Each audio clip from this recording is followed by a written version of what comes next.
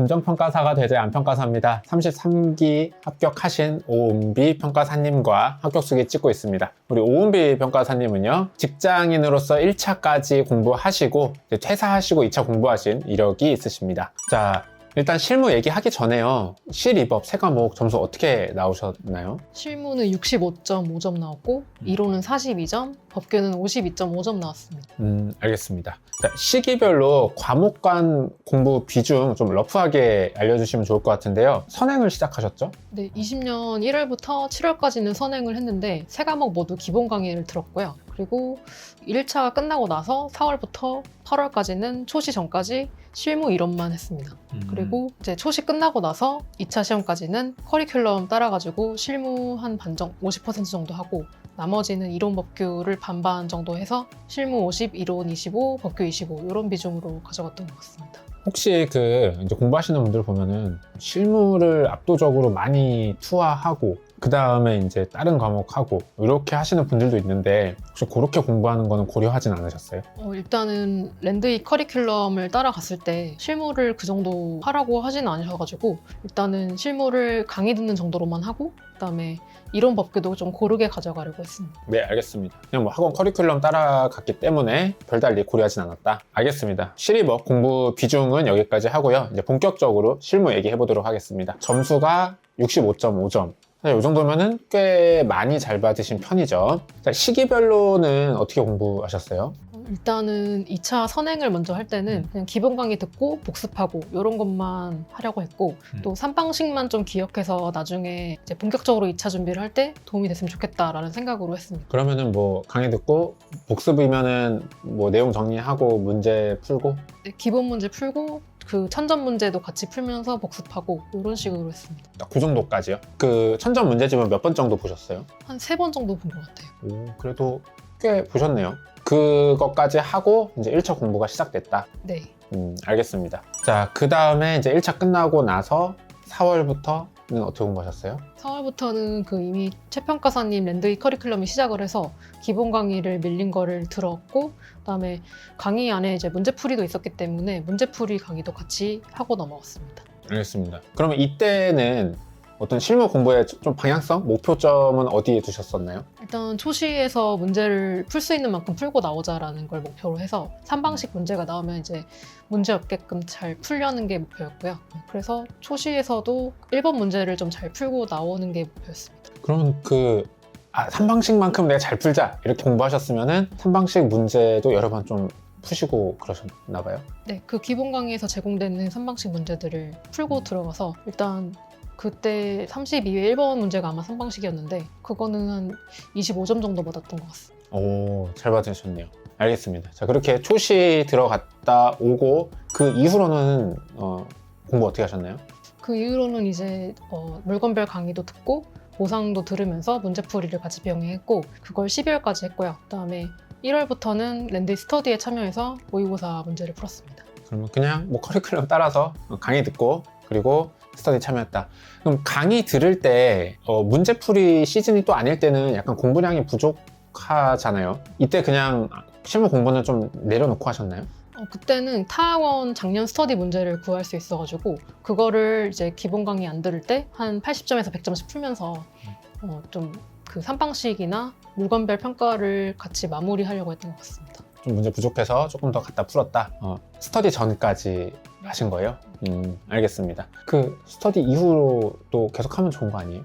일단은 이론 법규를 할 시간이 물리적으로 좀 부족해서 이론 법규에 집중하려고 실무 과목을 좀 비중을 낮게 가져간 것도 있습니다. 알겠습니다. 자, 그 다음에 이제 GS가 1월부터 끝까지 그때는 어떻게 공부하셨어요? 일단 토요일날 스터디 문제를 풀고 그날 같이 개별 스터디원들이 4명 정도 있었는데 같이 체크해보고 거기서 틀린 부분을 오답노트로 정리해서 앞으로 그 스터디 갈 때는 그 오답노트만 보고도 제가 그동안 실수했던 부분이나 틀린 부분을 알 수 있도록 좀 컴팩트하게 정리를 하는 작업을 했습니다. 그럼 토요일날 문제 풀고 오답노트 만들고 월요일부터는 뭐 해요? 일단 다른 학원 스터디 문제도 있었는데 그것도 이제 직접 답안을 작성하는 건 아니고 1번 메인 문제만 한번 풀어보고 그게 시간 안에 들어오면은 2, 3, 4번은 그냥 논점만 체크하고 넘어가는 식으로 다른 학원 스터디 문제도 같이 병행을 했습니다.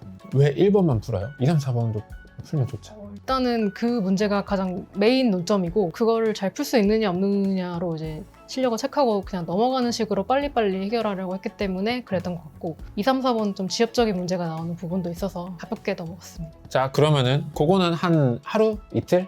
한 이틀 정도 했던 것 같아요. 그럼 월요일, 화요일 그 공부하고 수, 목, 금은 뭐 해요? 수목금은 실무를 내려놓고 이제 이론 법규를 위주로 실무 공부를 그러면은 막 매일 꾸준히 해야 된다거나 이런 생각은 아니었나 봐요. 네, 하루에 100점을 푸시는 루틴이 있으신 분들이 있는데 저는 그렇게는 풀지 않았고 채평가사님이 제시해 주신 대로 그냥 문제를 풀고 정리를 잘 하고 넘어가자에 집중해서 풀었습니다. 네, 알겠습니다. 자, 그럼 그렇게 해서 공부를 마무리하셨고 일단 우리 다시 맨 처음에 실무 공부할 때로 돌아가고 싶은데요. 실무 공부할 때 가장 먼저 하면 좋은 공부 그건 뭐가 있을까요? 일단 답안지에 쓸 목차를 암기를 해두는 게 가장 처음에 해야 될 일인 것 같아요. 외우면 뭐가 좋고 안 외우면 어떻게 되는 거죠? 일단 실무 문제를 풀 때 가장 시간을 많이 소요하는 부분이 뭘 써야 될지 모르거나 아니면 있어도 그 자료를 어떻게 찾아야 될지 모르거나 이런 시간 소모가 되게 많이 되거든요. 그래서 그런 걸 가장 쉽게 이제 떨쳐버릴 수 있는 게 그 나올 목차를 암기하고 있으면은 문제를 보는 시간을 굉장히 많이 줄일 수가 있습니다. 내가 목차를 암기하고 있으면은 여기에 내 일단은 뭐 쓸지는 바로바로 튀어나오니까 네. 그리고 이제 그 목차를 채우려고 하면은 자료를 보면서 그 자료에서 필요한 것만 쏙쏙 빼가지고 그 목차를 채워 나가는 작업을 하는 게 이제 실무 문제를 푸는 방법이라서 그렇게 하는 게 가장 중요한 것 같습니다. 어떻게 보면 그 뭔가 좀 이 가장 베이스가 되는 뭔가 틀을 가지고 있는 느낌인가 봐요. 네. 자, 그러면 이 목차 암기는 어떻게 하고 뭘 암기하셨어요? 일단 랜드의 실무 강의에서 주시는 자료들을 그 목차로 쉽게 외울 수 있도록 정리를 도식화해서 해주시거든요. 그거를 많이 바꾸고 또 제가 스스로도 서브를 정리해서 이런 부분은 그 목차에서 많이 빼먹는 부분이니까 또 보고 틀리지 않도록 계속 점검하는 식으로 서브를 만들었습니다. 별도의 서브를 만들었다. 알겠습니다. 그래서 그거를 꾸준히 반복해서 보나요? 아니면 초반에만 좀 보고?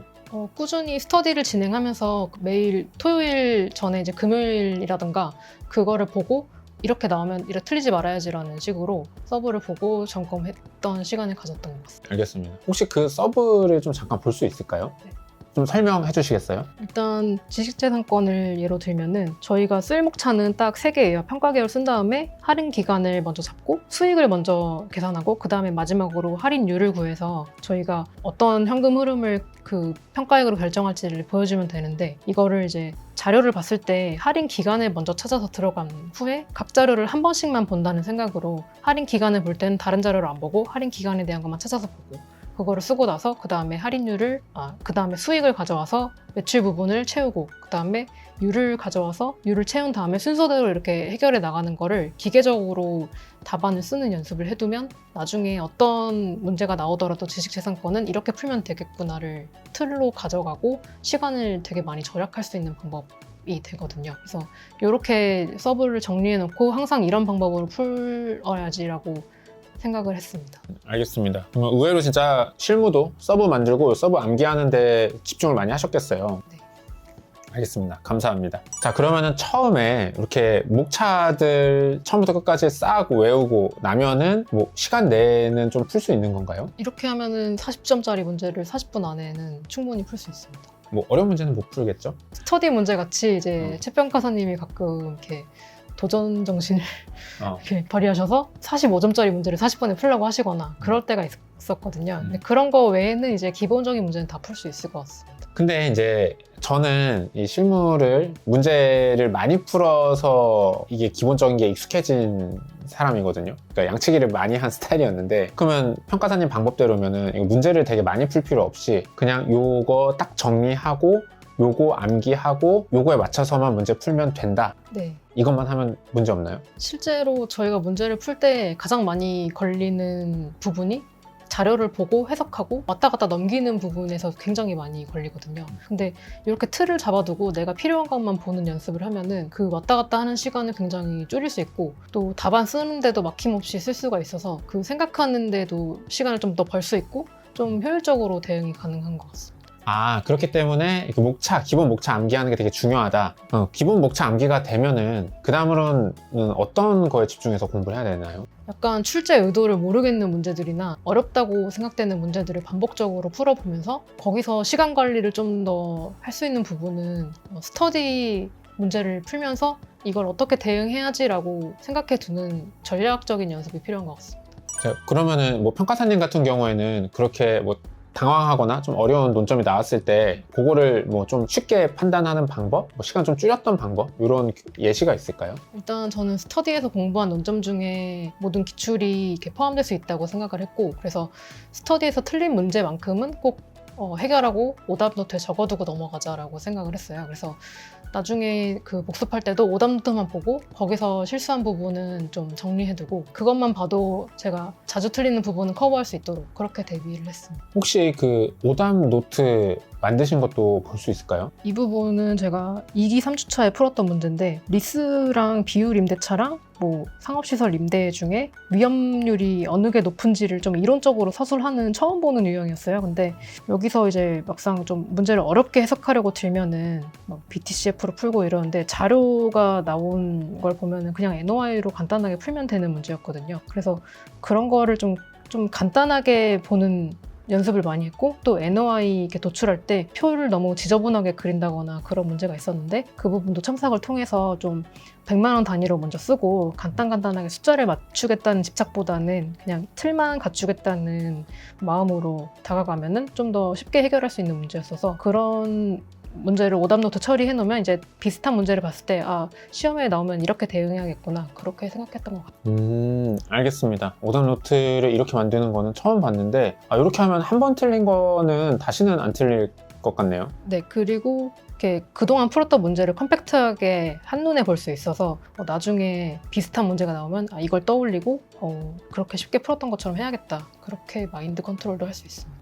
일단 정리를 굉장히 잘하시는 스타일 같습니다. 그럼 평가사님은 기본적으로 이게 문제를 많이 푸는 스타일은 아닌 것 같은데 뭐 예를 들어서 문제를 똑같은 거를 반복해서 푼 건 어느 정도 풀으셨어요? 기본 강의 들을 때만 그때 한번 처음 풀고 그 다음에 복습할 때 한번 푼 거 이후로는 더 풀진 않았던 것 같아요. 그러면은 하루에 100점도 안 풀고 네, 하루 100점은 기운도 많이 빠지고 시간도 많이 걸리고 해서 안 풀었어요. 알겠습니다. 제가 궁금한 거는 이 약간 강론 파트나 이렇게 뒷부분으로 갈수록은 암기가 중요하다는 건 알겠어요. 어차피 나오는 틀도 고정되어 있으니까. 근데 3방식 같은 경우에서 뭐 거래사례 쓰고 뭐 원가 쓰고 조성법 쓰고 막 이런 거 할 때 그거는 좀 문제를 많이 풀어서 체화시켜야 되는 필요가 있는 건 아니에요? 그런 건 아니고 그것도 역시 목차만 암기하고 있으면 실제로 자료를 가져다 쓰는 거는 매번 똑같기 때문에 같은 문제를 여러 번 풀 필요는 없을 것 같습니다. 알겠습니다. 그것조차도 목차를 정확히 암기하고 그 목차에 기반해서 자료를 찾는 식으로 접근하면 뭐 문제를 많이 풀 건 없다. 네, 그냥 자기가 자꾸 틀리는 부분만 제대로 암기하고 있는지 체크하는 정도만 하면 되고 다른 학원 스터디 문제도 직접 다 푸는 게 아니라 그런 걸 잘하고 있는지만 체크하고 넘어가는 식으로 하면은 시간도 절약되고 논점도 다 파악하고 있는지 이렇게 수시로 체크해 볼 수 있는 것 같습니다. 그것조차도 문제를 꼭 많이 풀어야 되는 건 아니다. 알겠습니다. 자, 그러면 이제 좀 주제를 바꿔서 실무 점수가 이렇게 높으신 편이잖아요. 이유가 뭐라고 생각하시나요?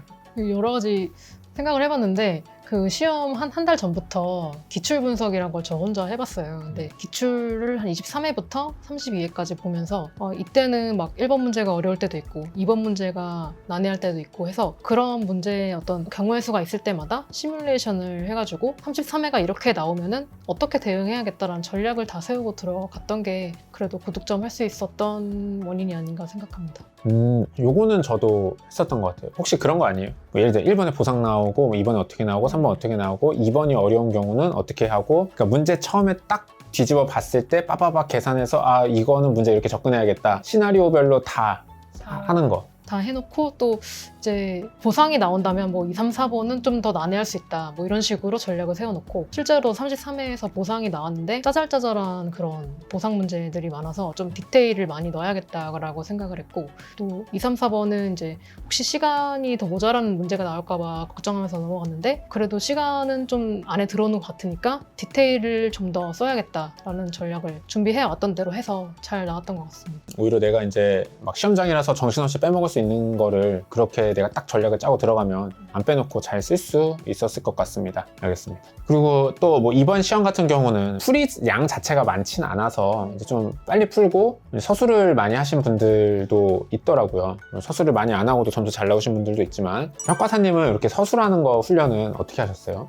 실무 문제를 풀 때는 특별히 서술을 어떻게 해야겠다는 거는 강의에서 알려주신 대로 좀 이론을 컴팩트하게 쓰는 연습 그런 거를 적용해서 했던 것 같고 평소에 이론 공부할 때 실무랑 약간 접목되는 부분을 생각하면서 이번에도 서술 문제가 한 문제에 4점에서 6점 정도 있었는데 그 부분을 최대한 분량을 늘려서 쓰려고 했고 또 최대한 자세히 쓰려고 했어서 도움이 되지 않았나 싶습니다. 알겠습니다. 뭐 딱히 준비했다기보다는 이론에서 배운 거를 잘 컴팩트하게 썼다. 알겠습니다. 자, 평가사님 실무는 문제는 어디까지 보셨어요?